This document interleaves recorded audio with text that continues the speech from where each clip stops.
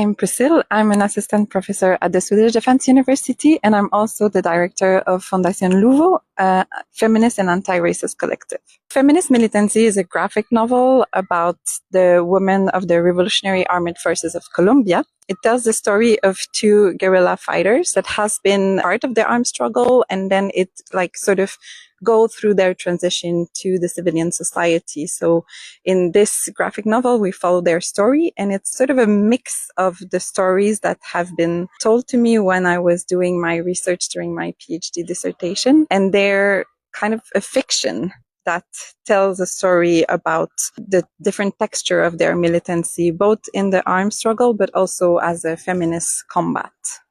So I understand insurgent women in this book as the women who oppose to the status quo.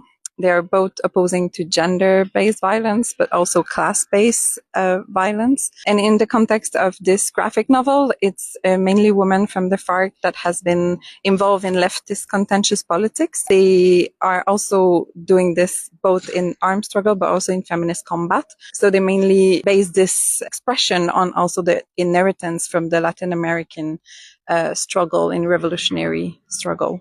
There is this view that combat is associated to men and a certain vision of militarized masculinity. And it's also because women seems to be deviating from their gender when they participate in armed struggle. And it's completely erasing their participation because women have been collaborator in logistic in combat in several roles in different armed groups, also regular army.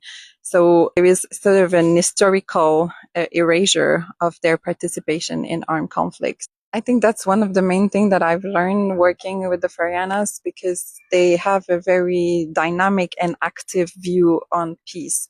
So peace is not referring to be quiet and to be silenced. It's the opposite. Actually, it's an active combat.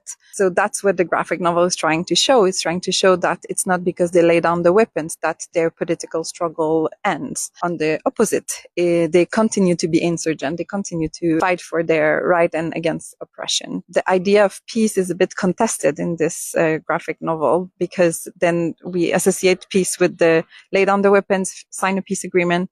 But in this case, it's much more complex notion. At the beginning, I was thinking that it could be good for the women that had participated in my research, that they could have something back from what they shared with me. So, but at the same time, for security reasons, I could not do so many things I could not do. So I try to work through fiction so I can really take the different stories and make one stories that would speak to them. And I decided to work through art because I felt that the Colombian society was really polarized on this topic.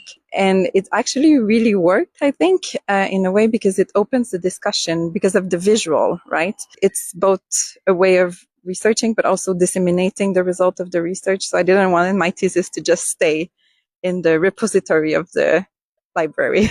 Yes, Zulay is a very nice friend of mine. She's both a colleague, a friend, and we've been meeting together for 10 years, more than 10 years, I think. When I had the idea of the graphic novel, I was like, this is the only person that can do this. And she took the challenge with me. And I think we are very close ideologically. So it seems almost impossible to take one concept or one chapter of your thesis even, and to translate that to one image, for example. But Zulay was really the best person to do that.